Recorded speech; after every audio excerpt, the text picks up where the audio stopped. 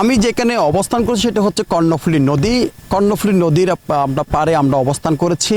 এখানকার মাঝি মোল্লারা যারা রয়েছেন তারা ইতিমধ্যে প্রস্তুতি গ্রহণ করছে এবং যে কোনো মুহূর্তে তারা সাগরের দিকে ছুটবে।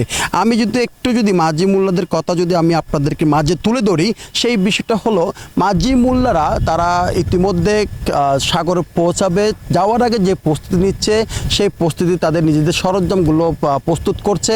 সিগন্যাল চলমান থাকার কারণে তারা সাগরে যেতে এখন যে অবস্থান কূলে থাকার প্রয়োজন সে কূলে রয়েছে এবং সেই কূলে থেকে সিগন্যাল যখন সরে যাবে, আবহাওয়া অফিস থেকে তারা যখন মেসেজ পাবে সিগন্যাল চলে গিয়েছে, তখন তারাই সাগরের দিকে ছুটবে।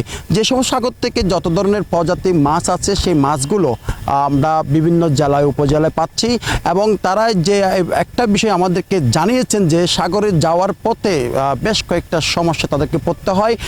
যেখানে যে সমস্ত ঘাটে তারা অবস্থান করে সেই সমস্ত ঘাটের তাদের সাথে প্রতিনিয়ত হরহামেশা তাদের সাথে কোনো না কোনো একটা ঘটনা ঘটে থাকে। তাদের আসবাবপত্র, তাদের প্রয়োজন জিনিসপত্র চুরির ঘটনা ঘটে, তারা সেটা আমাদেরকে জানিয়েছেন।